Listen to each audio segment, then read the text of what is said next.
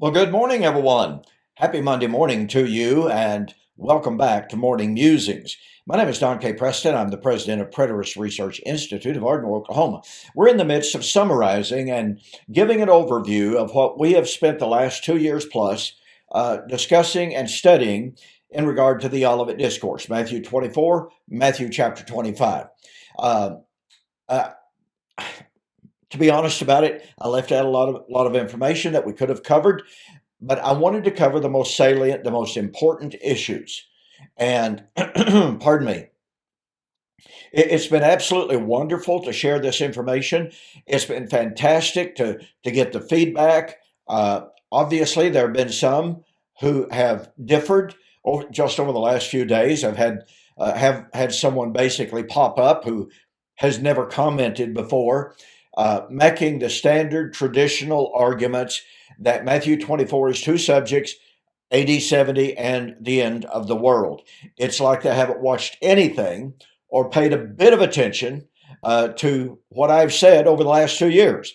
They just come on and all of a sudden they've got all the answers. And I mean no disrespect, but there's not one single word that has been written in response to me that I haven't responded to in the previous videos in this study. So I'm not going to go over that territory. Pardon me. What I want to do in today's video is remind us of what we studied earlier in Matthew chapter 24. As Jesus said, if someone says to you, he, that is Messiah, is in the desert, do not go out. If someone says he is in the inner chamber, do not go after them. For as the lightning shines from the east to the west, so also shall the coming of the Son of Man be. Now, some commentators, Kenneth Gentry, for instance, Kenneth Gentry says, well, these verses prove that Jesus is talking about the end of the world because it's from the east to the west. And it's like lightning shining from the east to the west.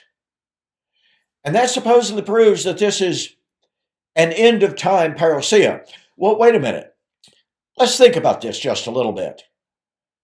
First of all, when Jesus predicted the destruction of Jerusalem and the temple, the apostles asked him, tell us, when shall these things be? What shall be the sign of your coming, i.e. parousia, or Parousia if you wish, and the end of the age? Now, traditionally, in the way I was raised, it is believed that Jesus was asked about two different events: fall of Jerusalem, the end of the world, and his coming, his Parousia. The disciples, bless their hearts, were supposedly just terribly confused or just flat out ignorant, because they wrongly conflated in their mind, we are told, the end of the world with the fall of Jerusalem. I shared with you how John Calvin went on record as saying the apostles could not imagine the destruction of that temple unless it were to occur at the end of time and the destruction of material creation. That's a paraphrase, but that was his point. Well, you see, that's eminently illogical. Those apostles were very well aware that the Solomonic temple was destroyed in BC 586. Time didn't end. The universe wasn't destroyed. So why would they have to think about the end of time and the destruction of the material universe because Jesus is now predicting the destruction of the Herodian temple? So there's no logic in this. But the apostles asked Jesus about his parousia, his Parousia. Now, this word means presence. And you have a couple of different words, actually 4 or 5 different words that are used in the New Testament to speak of Christ appearing. You have apocalypsis, which is the unveiling.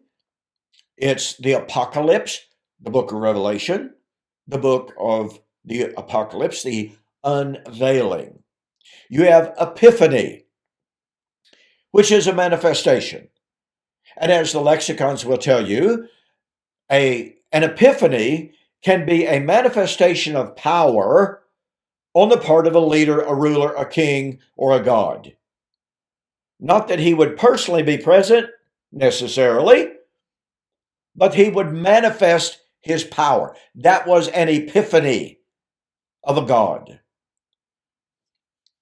In the Word Biblical Commentaries on the pastoral epistles, this is brought out, by the way, for anyone that wants to pursue this, in the comments on 1 Timothy chapter 1:17 and 1 Timothy chapter 6, verse 15 and following.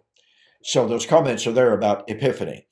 And then, of course, you have erchomai and lucetai, which is a cognate, and elphi, which is a cognate of erchomai, and then you have parousia. Well, erchomai, lucetai, elphi are all verbal.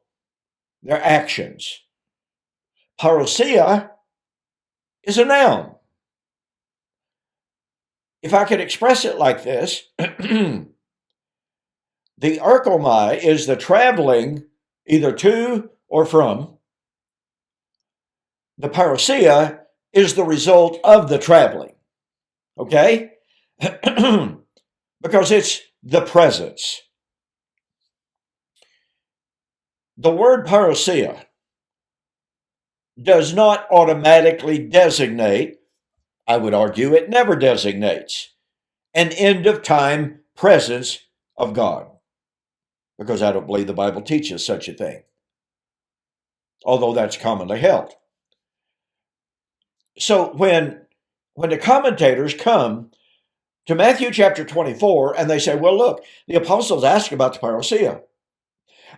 In Matthew 24, 29 and following, Jesus talks about his erchomai. That's different from his parousia. No. It's just simply a difference in, may I use the term, verbal form. One is verb, one is noun. It doesn't mean it's talking about two separate events, but here's what happens.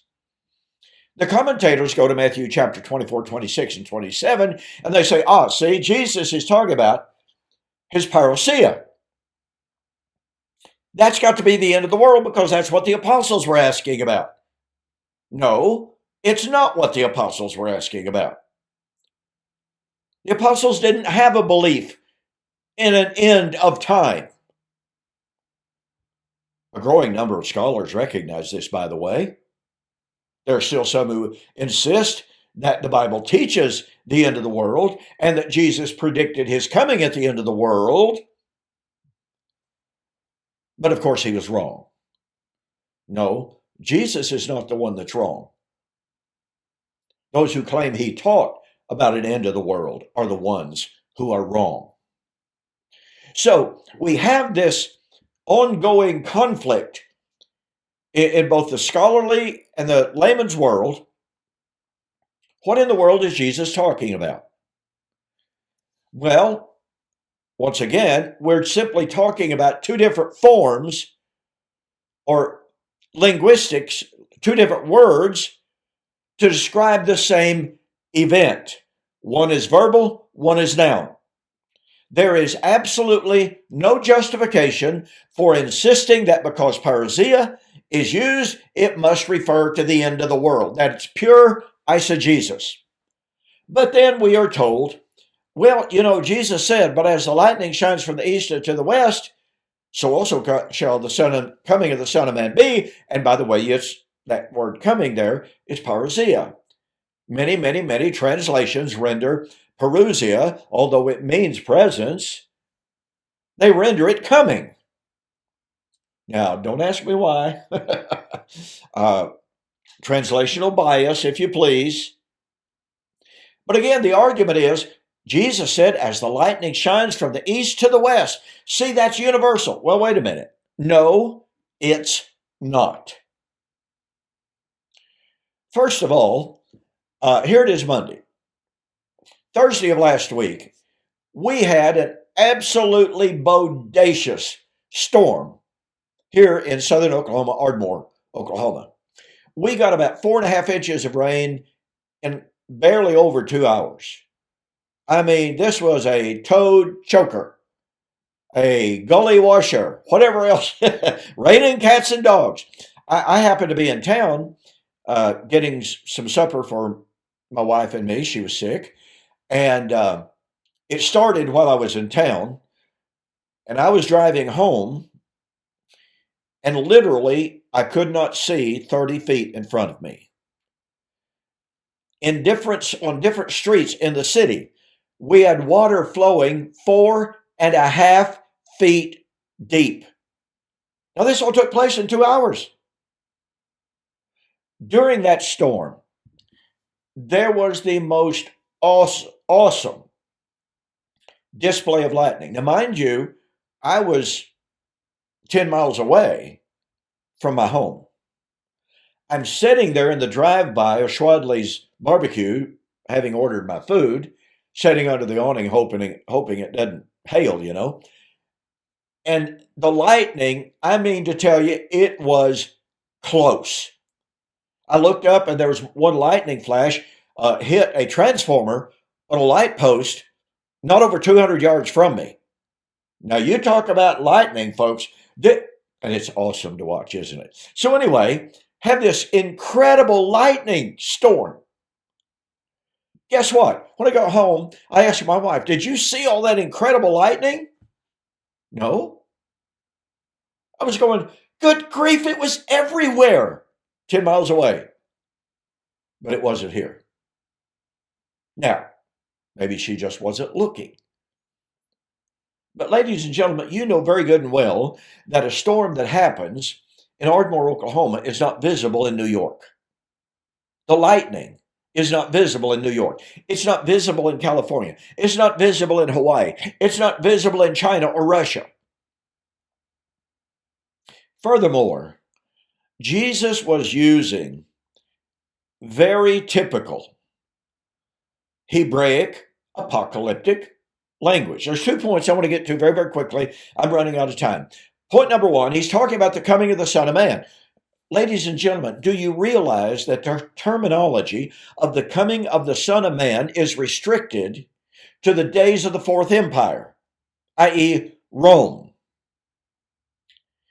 In Daniel chapter 7, Daniel said he saw in a night vision one like unto the Son of Man coming on the clouds of heaven, and he came before the Ancient of Days, and there was given to him a kingdom, etc., etc. That is a judgment coming. He's coming in judgment of the little horn who is persecuting the saints. I won't go into all that, okay?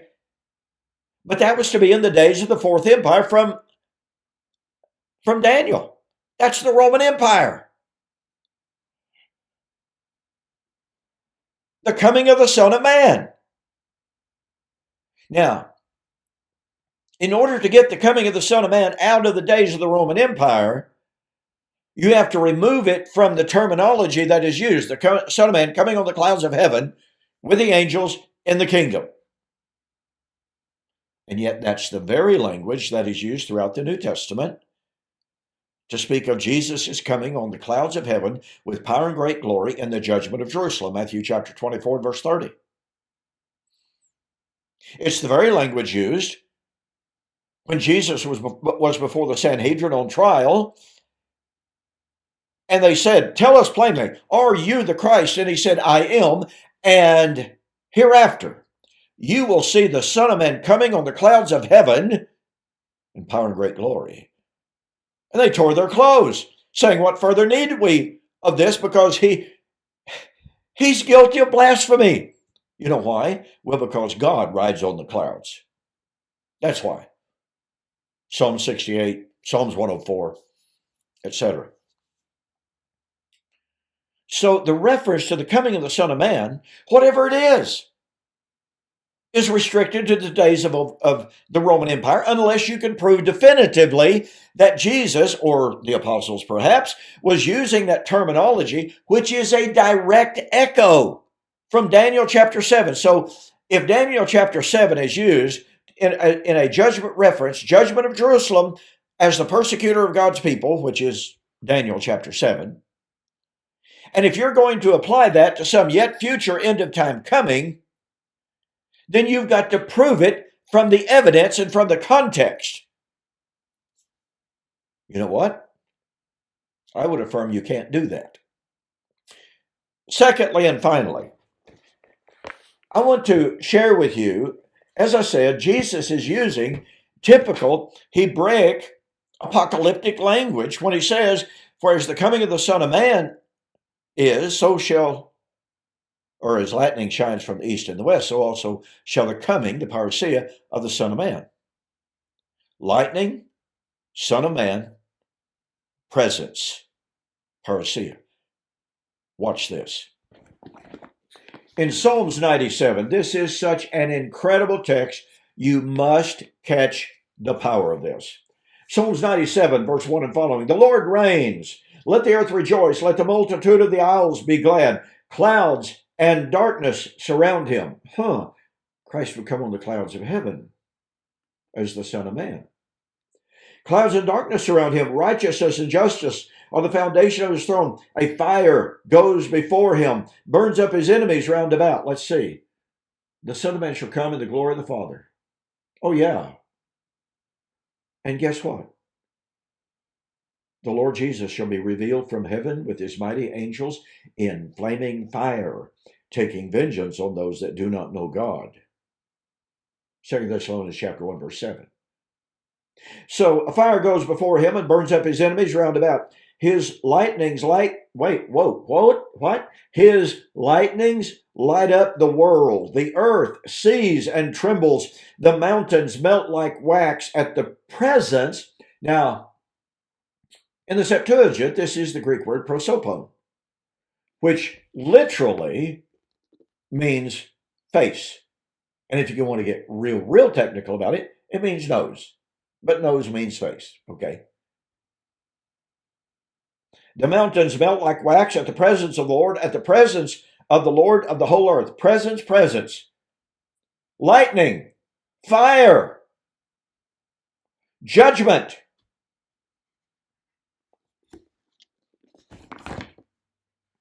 Jesus, as the Son of Man, was going to come in the first century on the clouds of heaven in flaming fire, in judgment of his persecutors. A fire would go out before him, and his lightnings would light up the world. You know, what Jesus was saying, and N.T. Wright points this out. Jesus' vindication of his own suffering, Jesus' vindication of his apostles and their martyrdom, that vindication would not happen in a corner. It wouldn't happen out in the wilderness. It wouldn't happen in secret chambers. It would be obvious to everyone in the destruction of the persecuting city, i.e., Jerusalem.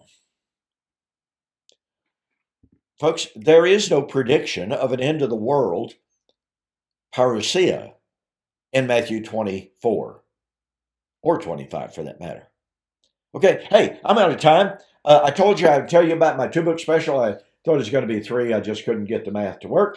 So, since we've been discussing lately marrying and giving in marriage, I thought I would offer that book as well as my book. It's a much larger book, Circumcision in the New Creation. So both books are about the new creation.